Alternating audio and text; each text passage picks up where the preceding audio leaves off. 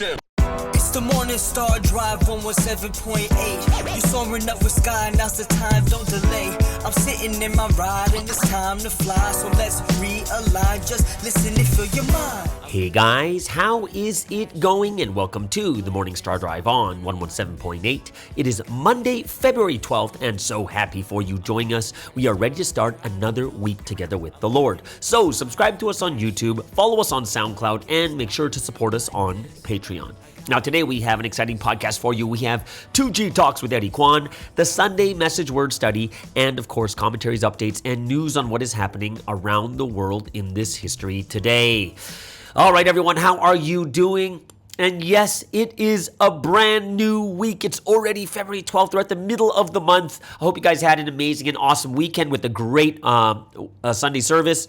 Don't forget, every Thursday is question and answer, so get those questions ready. Send them to me whenever you can. If you haven't yet, for today's video, leave a like and comment to build our community. Just super happy for everyone joining us every weekday on the Morning Star Drive. Let's get up and support each other each and every day. Now, this week's Sunday message title, interesting title, Good Words Cannot Be Given in One Sentence. It Takes Time. So I didn't quite understand. Right when I heard the title, I was like, oh, I wonder what this message is going to be about. But very, very good message. So I hope that you guys are going to enjoy this week putting that word into action too. So wonderful new week, new things to take action on, new things to realize about God, the Holy Trinity, Jesus, the man and mission. One thing, I've been having these great experiences with driving. That's why I keep talking about it, right? Like when I really thought about it, our life is so full of communication with God. Okay, so let me talk about driving, all right? So the reason why I'm very, very, I have all these realizations from driving is because I'm driving so much every day, right? I remember I told you guys when I was, during the 3 weeks that the Baker family was here, every day driving around, hanging out, chilling, stuff like that too. It was fun, okay? So that was cool, that was fun too, but just tons of driving. So even now, there's the two pastors here from Korea, taking them around, went to Port Dixon. You're driving like 2 hours at a time, whatever it was, right? So just going here and there every single day, picking up the pastors, going to the church, going to sightseeing, going here and there, meeting people. And what happened on Sunday morning? So Sunday morning, what had to happen was they had to check out of their Airbnb. I had to pick them up a little bit early. And, and then after, of course, we get our coffee and then we go to service. So, no, well, of course, right? But I was late, okay? So I was driving to pick up the pastors, but I was late. And I don't know what it is. It's really interesting. I was only 5 minutes late. It wasn't like a really late, right? It was about 5 minutes or less, okay? And for some reason, because I know I'm late, I don't know if this is true or if we're just more aware of it, but I was catching every red light. I don't know if that's going to happen to you guys. And it was even crazier. Even before that, I'm late. I'm running to the elevator. You press the elevator button. And for some reason, on that day, on that morning, it stops at 3 or 4 floors before it gets to my floor. Okay? So it's kind of like, why does it keep stopping? What's going on? I'm late already. And when it finally gets to my floor, here's the crazy part. Okay, so I'm on the 18th floor and it's stopping on the 21st. It's stopping on the 20th. It's stopping on these floors, coming towards me, right? To go down to the ground floor, to the lobby. But the craziest part is that, it stopped at every floor. So I'm expecting the elevator to be packed, okay? Because it's stopping at each floor before it gets to me. And then when it finally reaches me, the door opens and there's nobody in the elevator. It's empty. It's completely, I'm like, what the heck? Right? And already there, I'm a little bit agitated. What the heck is going on? And then after that, I'm driving there, getting stopped at every light. Even though the streets are empty, it's stopping. I get a red light every light. And here I am now getting upset by the lights, right? And the thing is, the lights aren't even human beings. It's just a machine. And I'm sitting there, I catch myself saying stuff like, why, God? Why are you doing this to me? Am I being judged? You have all these thoughts in your head and you kind of speak it out into existence. And then, while I'm doing this, I'm thinking to myself, like, man, human beings are so weak to the environment or to the situation they're in, right? And, this came out in the Sunday message about mood, right? And I thought to myself, it's like, why am I getting, like, it was so crazy. Like, I'm realizing, wow, we are so weak that even if we're just 5 minutes late, like we're susceptible and our mood completely changes and everything becomes bad. I was like, man, human beings are so weak. And I think to myself is like, man, you know what? For the last 2 weeks, I am getting so many realizations from driving, right? And, and then I thought to myself is, why am I getting so many realizations from driving? And the answer is because I'm driving so much. Like, it made me realize, like, in my heart, I was like, oh, that's why whenever Sunseem is so into rocks, all he does is rocks, and all his realizations are about rocks. And then he's into trees, and all his realizations are about trees. And then it's soccer, and it's volleyball, and all the realizations happen because that's what he's doing the most at that time. And, I was thinking to myself, like all of us here too, is it really depends on what we do the most. And this is where God speaks to us the most. So when I thought about this, I was like, a lot of times in the past, right? In the past, I always thought to myself, like when you hear the message where something seems like, oh, God is giving us revelations all the time. Sometimes I wonder, like I even thought during those messages, like, well, Sunseem, I haven't heard God speak to me yet. And I'm at school every day, right? Like here's God speaking to us in our everyday life. And he'll speak to us through the things that we do the most.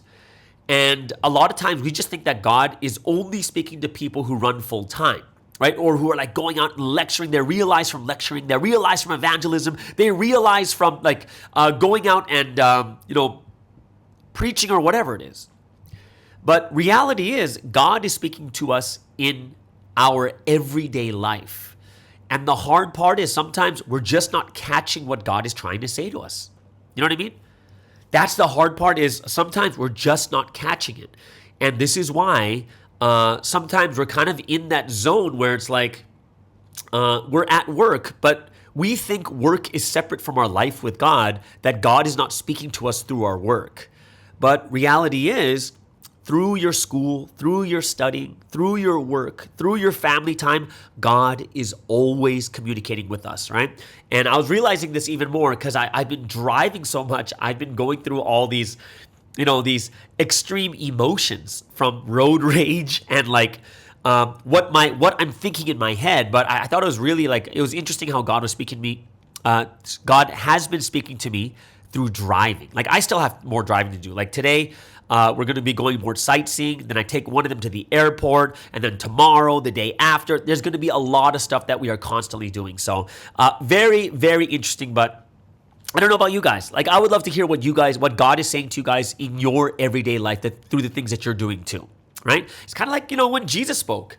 Jesus always spoke through the things that, people were doing, like through fishing, through farming. These are things that everyone understood. And this is why people could understand Jesus so well, because he talked to him about every life things, right? So that was something that I was like, oh, that's so interesting. Like, even though, like, it's so funny. Don't you guys ever get that where you are, like you're having bad thoughts. And while you're speaking or saying these bad things in your head, like you talk to God and you're like, God, why am I doing this? God, why am I angry? God, I shouldn't say this. Like, there's sometimes in mid-sin, you know what I mean? Like we're in the middle of sinning and we have this crazy conversation in our head with God while we are about to sin. You guys ever had that before? Like I've had that before. Like, why am I doing this? Why am I saying this? Why am I doing this action? It's so interesting how the human mind works and how communication with God is really happening. So I don't know if you guys have experienced that. Would love to hear your realizations too. Send me your audios, guys. I would love to hear what you are realizing through your everyday life, right? Also some good comments from last week's Friday podcast. And remember the podcast? I think of the Friday podcast. I was talking about how sometimes leaders or people in Providence try to tell others what they should do. Like I'm gonna be very, very honest with you guys. The number one thing I heard about leaders trying to push people into doing something Guess what it is? It's not marriage. It's actually being a star.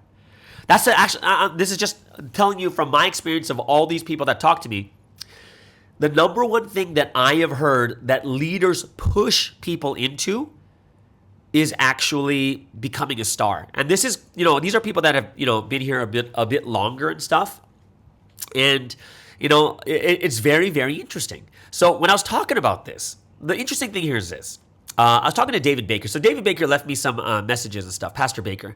And he told me the story of how he ended up moving to Korea. So those of you guys don't know David Baker, you've seen him on my Instagram. They were there here in Malaysia for 3 weeks. He is Caucasian male, married a Korean woman, right? So they got married and they were deciding whether they should go to Korea, move to Korea or not. And they've been in Korea for 11 years. So obviously they went there, right? But he was telling me he reported multiple times to Sunseam. They set so many prayer conditions. Should we move to Korea or not? No answer from Sunseam.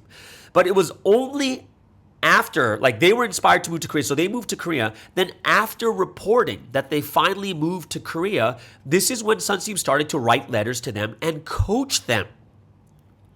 Right? And, he was telling me Sunseam doesn't tell people what to do and exactly how to, you have to do this. You must do this. Why? Because there's free will.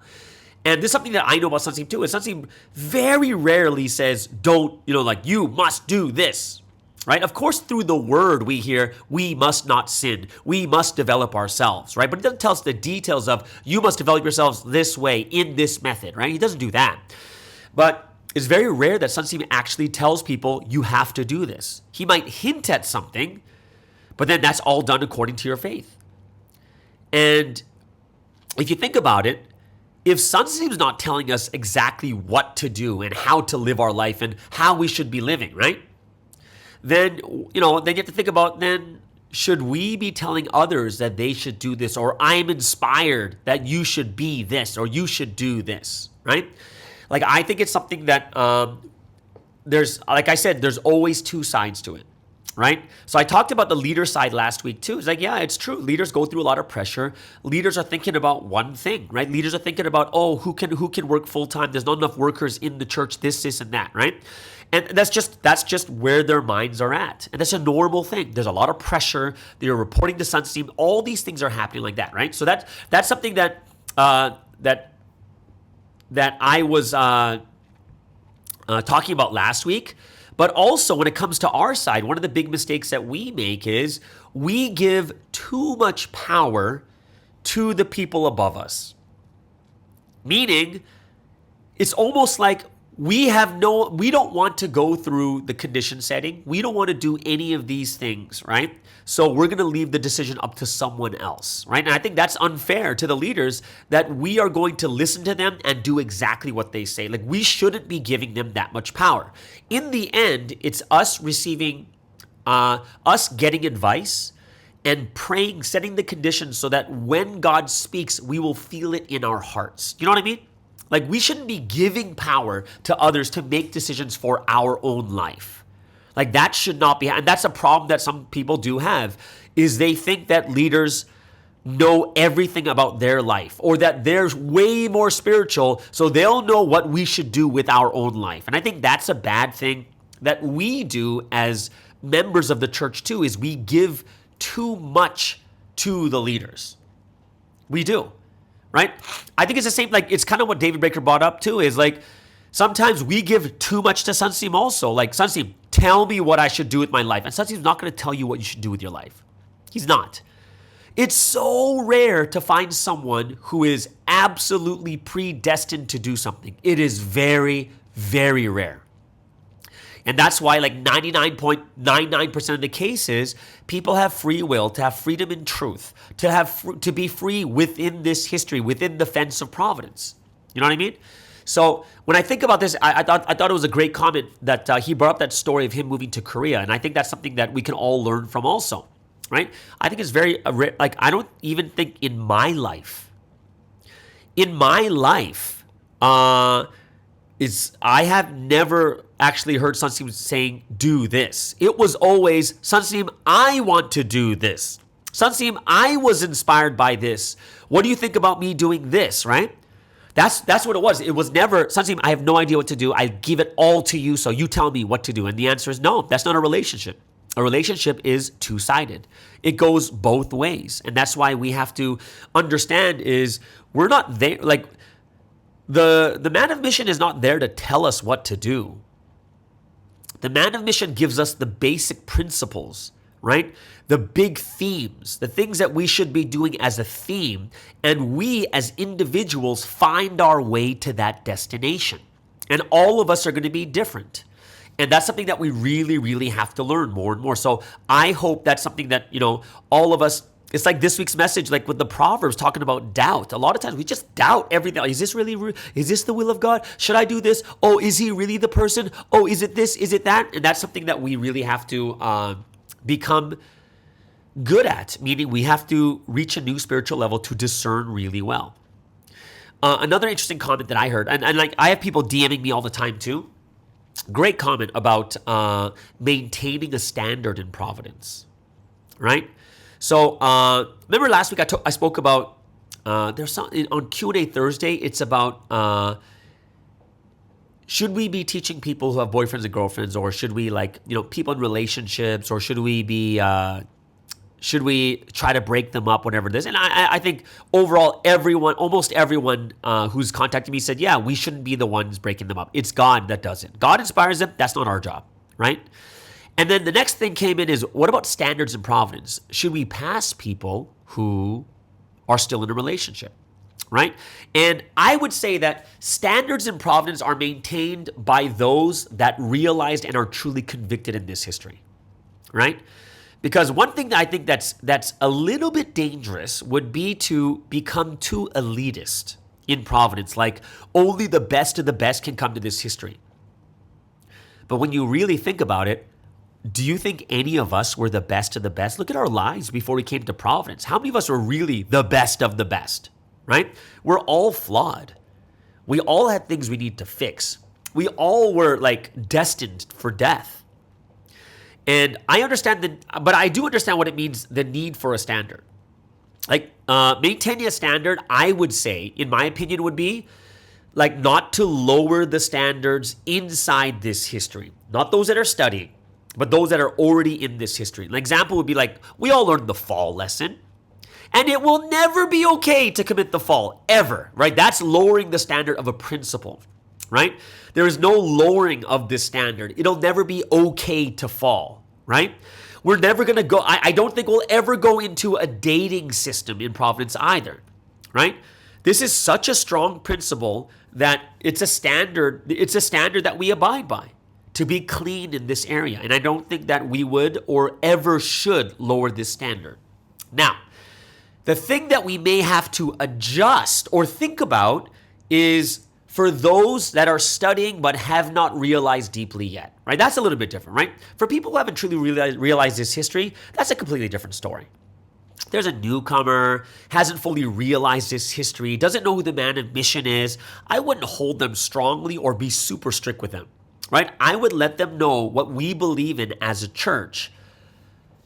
But I wouldn't be someone so strict holding it against them, right? It's because they don't know, right? God is not, it's like I talked about last week of Romans chapter 2, Romans chapter 5, Romans chapter 7, all talking about those apart from the law are judged apart from the law. They just don't know deeply enough yet. They haven't realized yet. So I would not be super strict with them. And, only when they truly realize, then we begin to, they're at a different level.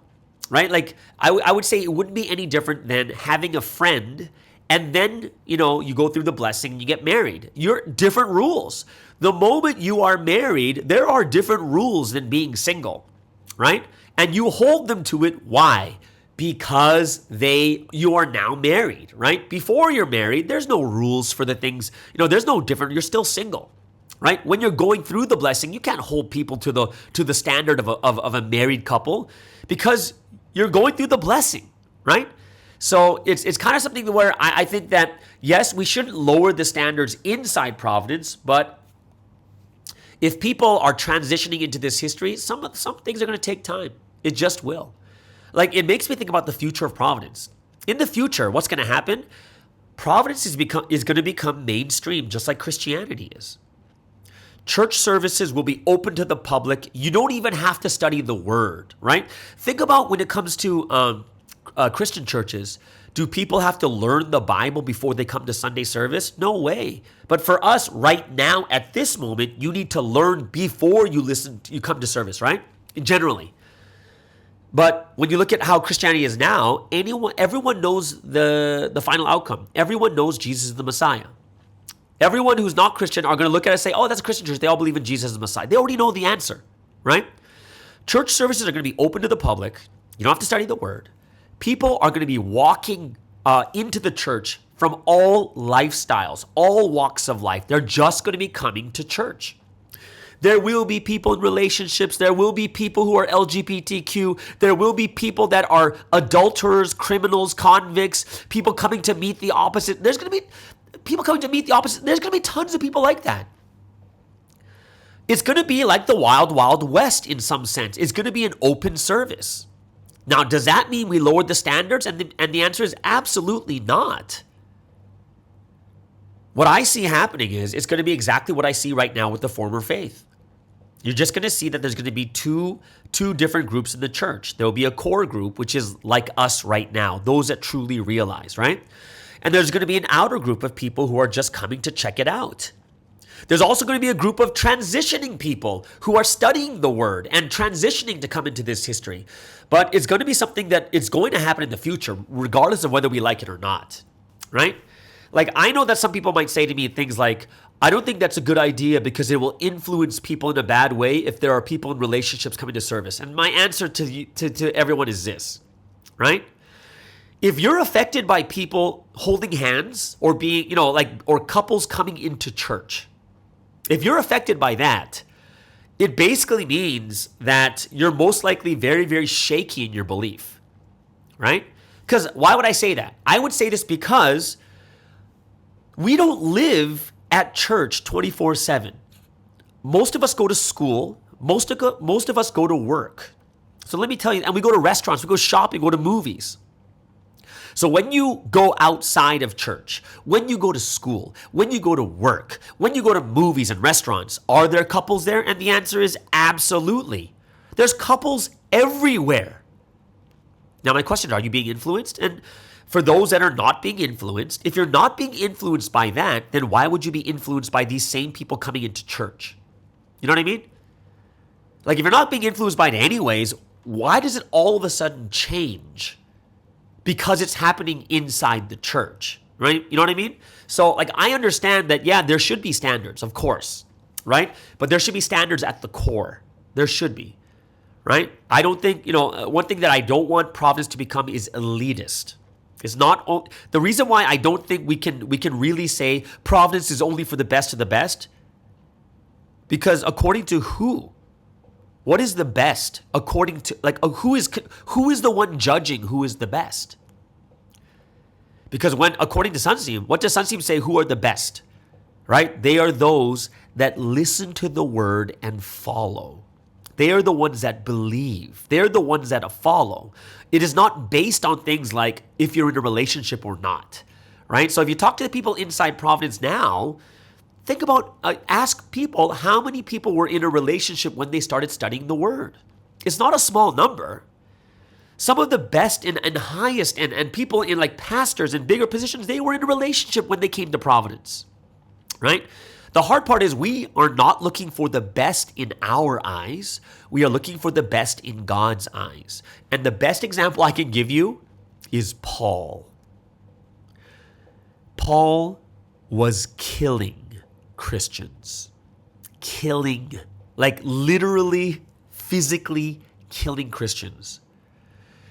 Do you think any disciple of Jesus was thinking to themselves, hey, let's go evangelize Paul, who's killing us? No way. It's right there. You can see the biggest difference between what God sees and what we see. We are so far apart from each other, right? And that's why we need to become people who are spiritual. We need to become people who pray. We need to become people that can see with God's eyes, that regardless if they are in a relationship or not, regardless if they're having, they're going through trauma in their life, whatever it is, that we can see whether that person is the one that God has chosen or not. Right? That's the big thing. Now, like, guys, I'm not saying to you guys, let people come with their relationships and, go past them even if they have a boyfriend. I'm not saying that. Right? But what I'm saying is we have to be those that are spiritual to know that not everyone is going to be in the perfect situation. We are all broken. We are not all perfect. We are not all great. And the best of the best, if it's really the best of the best from the human eyes, no one deserves to be in Providence. But if it's the best of the best in God's eyes, this is why people like me can be chosen. This is why people like you can be chosen, even though we know our weaknesses, we know our sins, we know how much we've done wrong to God. And when you go one step further, because we are people of sin who've realized how bad we truly are, when we are saved, we are that much more thankful, we are that much more grateful, and we are people that are here just so, like, we cannot help but to realize the grace that we received, the undeserved gift of salvation that not a single person can say that we deserve, right? So I hope it's something that all of us can really get ourselves to really understand deeply. And it's something that we can really push ourselves to that next level too. Okay? So yeah, a lot of different things that I was thinking about also. But yeah, if you have any extra thoughts on this, I would love to hear your comments, because I love to comment on your comments, because I think all of our comments are important too. Okay? So that means let's move into, before we get into the Sunday Message Word Study, let's move into the first break of the day. We believe in the same God, but we are on different levels.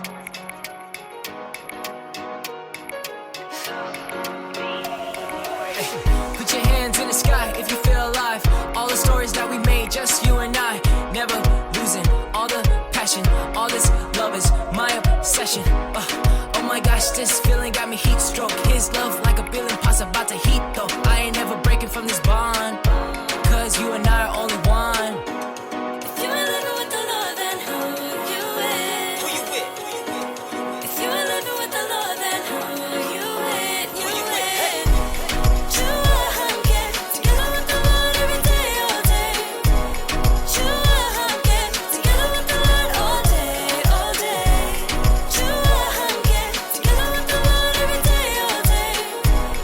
You and get together with the Lord all day, all day. Together with the Lord, I'm living my best life. Don't worry about a thing, you know it's only some in life. We sing about memory stories that we share. We'll fall deeper in love as we stop and just stare. My eyes only on you, they sparkle with love. Don't forget my charm too. There will never be another. Live this life only for you. I give you this promise that I will hold true.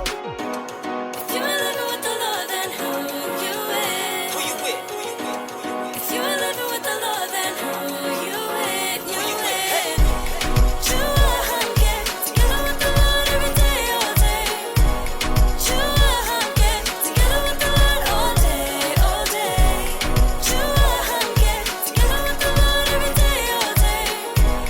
You and get together with the Lord all day, all day. We believe in the same God, but we are on different levels.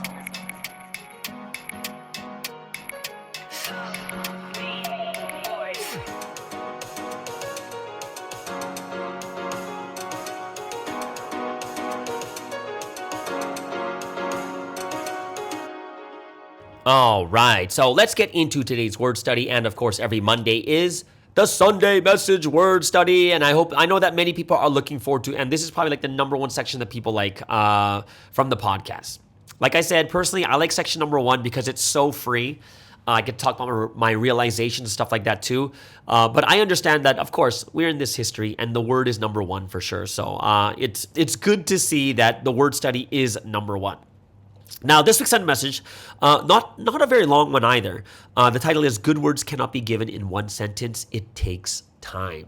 Very, very interesting title, right? It's an interesting title. And it's kind of like, it's something that you have to think about a little bit more deeply of as, we go through it. So this is like the Lunar New Year message. It's the second day of the, today is the third year, but Sunday was the second day of the Lunar New Year. So, Basically, the story behind it was Sunsanim asked God, just give me one just give me one sentence of good words. And he said, I'll be so thankful if you could just give me one sentence of good words. And God's response was, good words take time. It's not just one sentence. And that's kind of where the title came from. So in other words, what God was saying is, he kind of compared it to good works. He said, big works cannot be done in a short time. It takes a long time, just like the development of Wolmingdong. Things cannot be done, right, in just a short, if it's big, it cannot be done in a short amount of time. So it's something that maybe, I've never connected those two together. You know what I mean? It's like, it's quite amazing how Sunsim can connect, how the word comes and connects between the two of, hey, can I just get one sentence? Because how many times have we heard Sunsim say, give me one proverb? Right? Give me just one good words that I can hear. And then he's so thankful when God gives it to him, right? And then now God's like, no. Good words take time. It's not just one sentence. It takes time to develop these words, right? And God basically compared it to like Wolmingdong. Hey, look how great and how big and how awesome Wolmingdong is, but it took time. It really, really took time. So we too have to understand the big things that we request, the big things that we want, the big things that we've never thought about. What has to happen? We have to be those that do what? We have to be those that understand the bigger the thing we request or the bigger the thing that we want, the more time it's actually going to take. So we got to keep that in mind as we're listening to today's Sunday message, right? Now, the first part was very, very interesting because it talks about our hearts. And I was a little bit shocked by this. What Sunsim said is, you are the only one that knows your heart, not even God, right? So it's kind of like, well, what do you mean God doesn't know? God knows everything. And the answer is, even God has to attempt, or God has to try to know your heart in order to know your heart. So it's not like God just sits there on his throne and all of our thoughts go into his head. You know what I mean? Like, that's kind of like how I thought of it. Give me 1 second. That's one second. I need a pillow because my butt hurts. Like I'm sitting on like I'm actually recording right now in a different church, and I'm recording in the children's room. So I'm using like a tiny table and tiny chairs, the plastic chairs, and my butt just hurts. But I'm fine now. What was I saying? Oh yeah, okay. So, before in the past, I would, as someone coming from the former faith, when God is omnipotent, omniscient, you just think to yourself that God knows everything. Like, oh yeah, he knows this, he knows that. The first thought that comes to my head, God knows it. Once I think this, God knows it. Once I think, so God knows everything about me, right? But it was so shocking to hear that God doesn't know until he attempts to do it. And the moment I heard that, it clicked in my head is, this is why God has angels. This is why angels are not like useless. Because think about this. If God can just know everything at a snap of a finger, what's the point of angels? They're just doing something God can already do himself. Do you know what I mean? Like God would just like, you know what? Just to give you work, go and do. No, like angels are so necessary. Like there's an angel, the military angels that go to war. There's going to be the messenger angels that take our prayers and stuff like that too. But even then, God is, it's kind of like this world. This physical world is a copy and shadow of what is in heaven. That's Hebrews 8:5, right? And if we really understand that, even between people, when do we finally know what's going on in each other's hearts? It's when we ask. It's when we express it. That's when we actually know. And God doesn't know unless he tries to know it. But here's the crazier part for me was, God leaves us alone, and he's not going to know what's in your heart if he doesn't put the effort in to know it. God's not just following us around to see the condition of our heart. He sees only those that he needs to see. And the perfect example was Sodom and Gomorrah. I was like, whoa. Like if you think about it the old way of thinking that God just knows, sitting on his throne, he's like Professor Xavier, Professor X from X-Men, who just sees into the entire world and knows everyone's mind. No, he's like, God's like, hey, I heard some news. I heard some reports from angels that Sodom and Gomorrah is just filthy with sin. Let's go check it out. And then God goes personally to confirm and verify it. Like even God is working that way. There's nothing free even for God. He has to attempt. He has to put effort into it. So if God is putting effort to get to know who we are, how much more do we have to take action, right? That we have to put in the efforts to get to know each other, putting in the efforts to know, to know who God, it's so interesting. That one thing was so mind-blowing, I think I didn't really pay attention for the next 5 minutes of the message, thinking this is so crazy.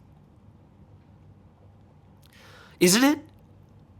I don't know. For me, it was just so mind-blowing to hear that. I was blown out of my mind. Right? So when I heard that, I was like, wow, okay, that's pretty intense. So that was the big thing for me. It was just so mind-blowing for me. A lot of the other things in the message weren't as big for me, right? Another thing that I thought was and of course there's more stuff that I'm going to talk about, but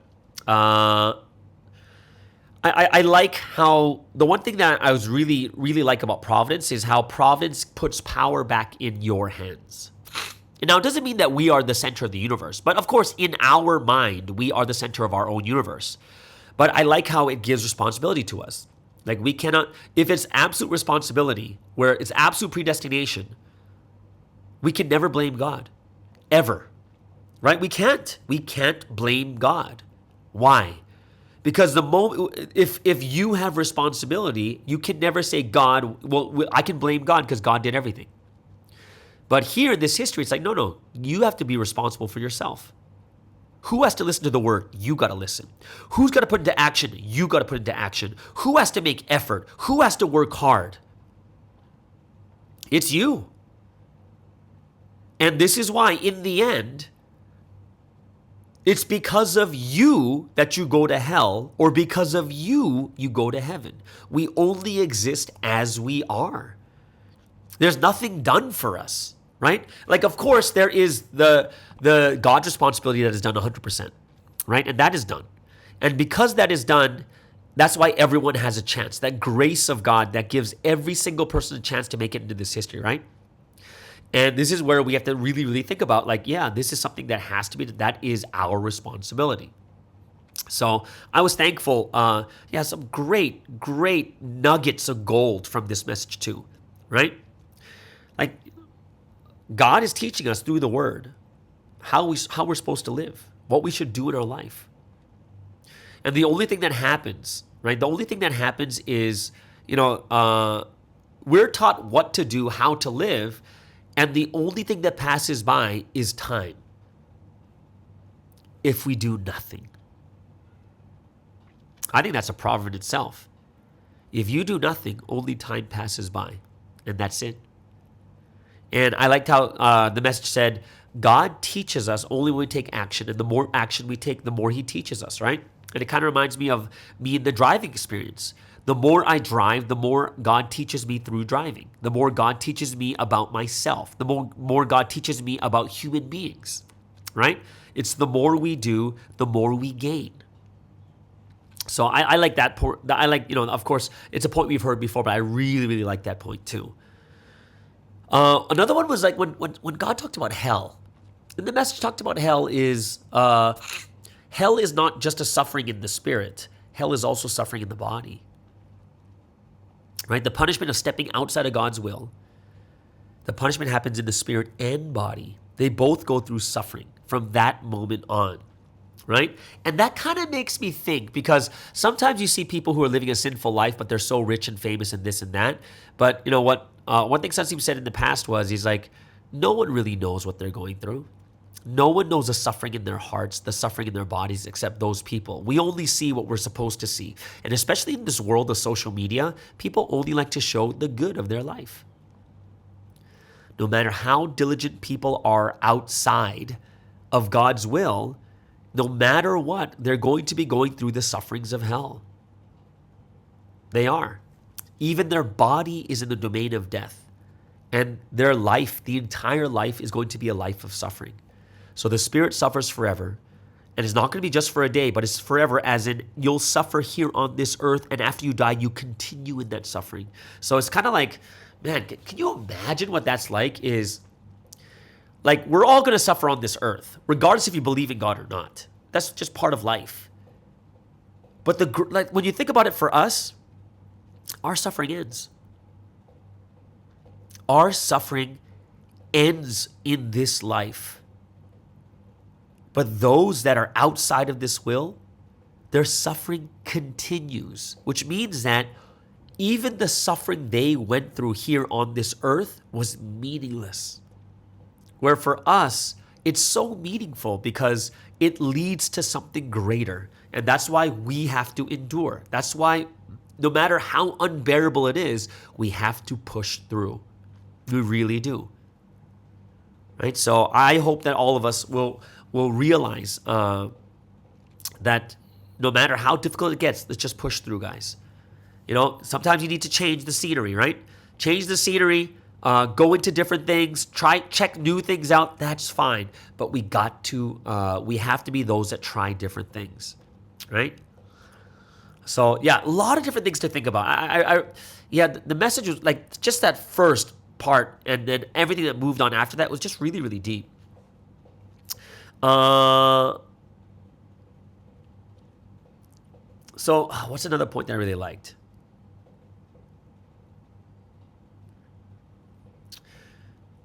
So, the Proverbs, okay? The Proverbs are very interesting because they were split into different parts. The first one was about hell. The second one was about doubt. And the third one was it resurrection? I think it was resurrection, right? Yeah, so the first one is all about hell. And hell, it was basically just telling us you're never going to escape hell. Once you go to hell, you'll never get out. And I was like, ugh, right? Like, everyone, whatever you want to hear. Like, no, actually, to honest, I don't even want to hear about hell, to be honest, for me. I'm just like, it's just so, it's suffering even to hear about hell, right? And that's why we should never, ever go there, right? The one about doubt is interesting for me because I think all of us, this is one of the most relatable parts. Like, people always wondering, are things going to work out? And sometimes you just can't get rid of that doubt. Even if things work out in the end, you still think to yourself, just like, was that really God? Was that? Like, there's so many times that even we're getting helped. Like, think about, Sasi brought up a lot about John the Baptist. He's like, hey, even he ended up doubting in the end, even though doubting even if God exists. And a lot of times people are wondering, they're doubting in their hearts if God still exists. They doubt, is this really the man of mission? And I'm sure even last year, 2023, people were wondering, is this really the history of God? Some people, like Sansim said, they doubt even for dozens of years, which means dozens. 24, 12, 24, 36, 48 years, 60 years. And it's basically, what Sansim was saying is, you have to hear the word, like the words of the new time period. But one thing very interesting he said is that when difficulties come, or when your faith grows cold, you'll start to doubt. And that's why your faith should never grow cold. Now, the one that I liked, because this reminded me of driving, was about moods. Your heart moves according to the mood. If you're in a bad mood, you move towards evil. You're in a good mood, you move towards goodness. That's what it is, right?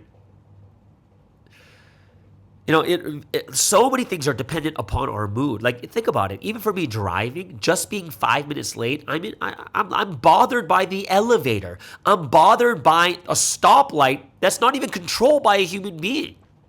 But I feel like there's someone controlling it and just trying to make my life worse. You know what I mean? It's so crazy how the mood can change so many things that, if you really think about it, your mood can make you believe or doubt in God. And Sansim was saying that, like, that's unsafe faith. That your mood can determine how you see God. So that's why we have to develop ourselves and make ourselves even more. Because, one thing Sansim said was, if you doubt, this is when you stop growing. If you doubt, this is when God can't use you. God is looking for people with conviction. God is looking for people with confidence. God is looking for people who absolutely believe. He's looking for people who don't doubt. Because the moment you doubt, it's kind of like psychologically, what was he saying? He said you get nervous, you get depressed, you get anxiety, you get fear, you get weak-hearted. That's what happens when you doubt. And when people doubt, it eventually leads to not believing at all.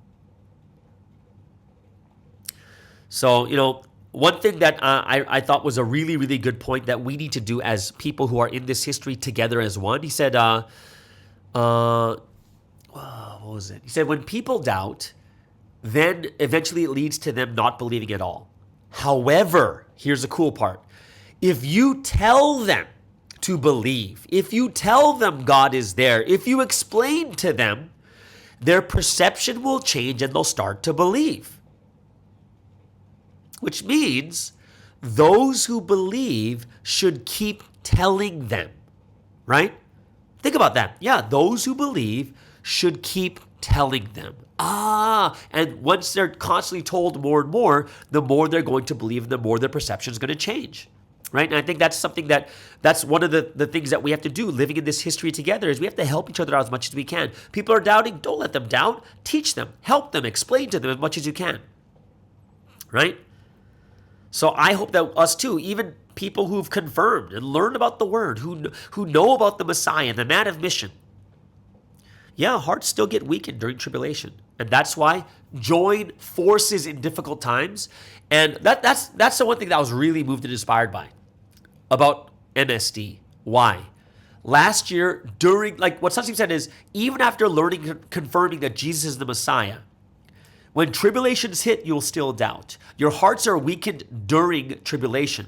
And this is why we must join forces in difficult times.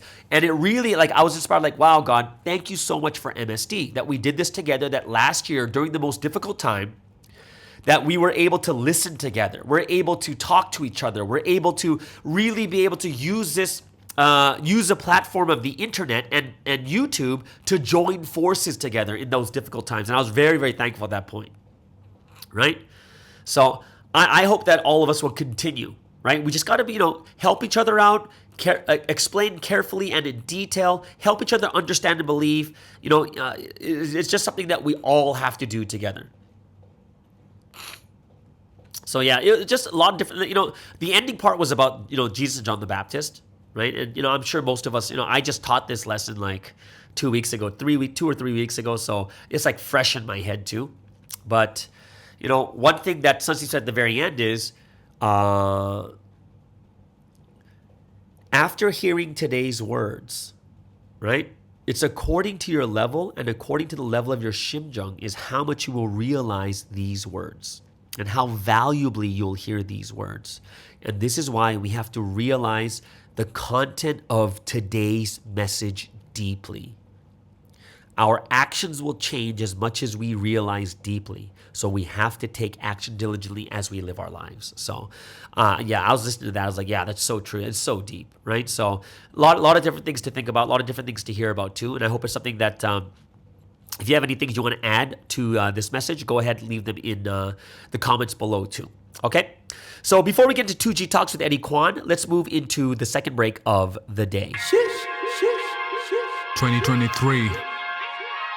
We've all come a long way. Many different stories, but we're all on the same journey. Many, many ups and downs, but we're all still around. Many, many, many lessons, but each one came with a blessing. Let's not forget for when we come from when we make this confession. Some people just want to watch the world burn. As for you and I, let's set ourselves on fire, shine a light so bright that will make the people say, burning life,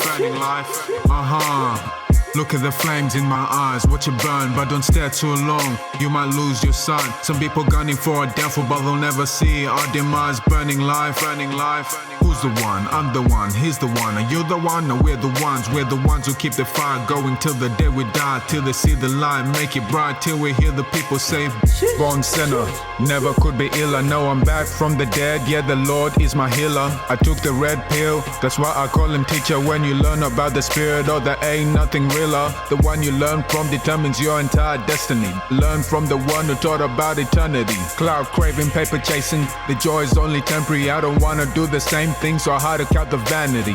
I keep my eyes on the prize. I'll never sell my soul to the devil in disguise. With both hands on each side, I'm holding on to dear life. I keep my guard up, never back down. When it goes down, I call on the Christ. Spiritual battle, answer the call. It's Call of Duty, modern warfare. Put the armor of God. They're fighting Lucy with a rock.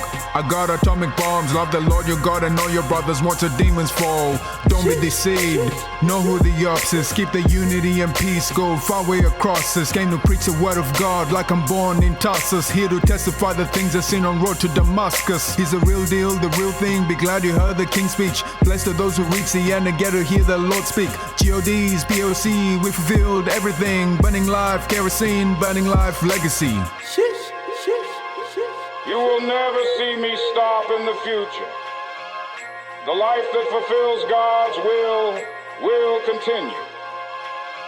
Everyone thinks I'm unfortunate because I go through suffering. But inside of me it's different. Because I walk the path of eternal life. Burning life, Look at the flames in my eyes, watch it burn, but don't stare too long, you might lose your sight. Some people gunning for a downfall, but they'll never see our demise. Burning life. Who's the one? I'm the one, he's the one. Are you the one? No, we're the ones who keep the fire going till the day we die. Till they see the light, make it bright. Till we hear the people say, like Mary poured out her perfume on Jesus' feet, I must pour out my heart, mind, and love on the one who saved me.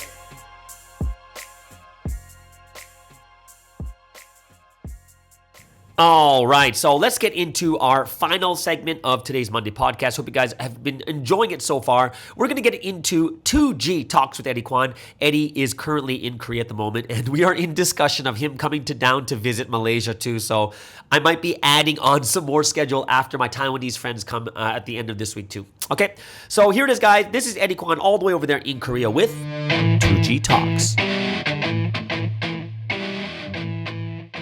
Good morning, everyone. Welcome to another week's episode of 2G Talks. I'm sorry this week there isn't a video, but there wasn't enough time. As you guys know, it's the Lunar New Year holiday. So up until yesterday, I was at my father's family's place. I have a grandmother who this year turns 92. And she's the last grandparent that I have, and so I'm really glad that I got to go see her and my dad's family. It's been a really long time. Like, I think last September marked the 20th anniversary of our family moving to the States, and so it's I've come back once in that time, so this was the second time, and so being able to see them was really nice. I think there was a marked difference because my dad's family isn't in Providence, and it's funny, like when I had some time alone with my grandmother, she was telling the story of, I think it's probably around when I was first born or when Justin was first born. They live up in Gangwon-do, right, which is where the Winter Olympics were held in Korea a couple years back, and so it's like quite up north, and so when I was born, or my brother was born, my grandmother came down from Gangwon-do to Cheongchun-do, where we were living at the time, in order to help out and to like cook and to do whatever that they could for us. And so when she was there, like, she went out to get groceries and like made all this food for my mother, who was like laying down with the baby, right? And then so she went out with my dad to do all of that. But after she prepared all the food and she set the table, she went alone into the room, and then I think she said she slammed the door. I don't know whether she slammed it on accident or on purpose, but she said that wasn't her intention, and she herself didn't know why she did it. But later she said, and my dad was quite upset with it and stuff like that too, because I think there's a lot of like the I mean, even no matter what culture you are, it might be understandable. But I think especially in Korean culture, it's like you sit together and you have to like show each other. I don't want to say just respect, but you have to show each other that care and that consideration kind of thing. And so my dad was quite upset that my grandmother, after doing all this, wouldn't sit together, but she would like go alone in her room. But my grandmother said she didn't do it intentionally. She didn't know what it was, but she said she thinks it was because she was, she's Buddhist, right? And she just says we're Christian, but she said it's because I am Purgyo or Buddhist, right? And you guys are Christian, right? And so it wasn't that she wanted to go away or and not, eat the meal and not be in that house essentially, but she felt that there was like a clash between Buddha and God sort of thing, right? Right, she said between gods, but I think we have to, like, we know what it really is, right? And so, but to some degree, I know what she's saying, and I'm sure many of you guys can relate to if you have family members who aren't believers or who believe something different. And I think that kind of thing manifests more, right? Like even subtly in all the things that we experience, right? Like the things that we prioritize, and even when we go travel somewhere too. And this is a topic that I've talked about many times on 2G Talks, as well as Pastor Sky has too, right? He talks about how for him, like, because he's been so many places, he doesn't really care so much about sightseeing, but he likes sightseeing if it's like with good people, right? If he's with people who he would have fun with, but he wouldn't really go do it by himself, sort of thing.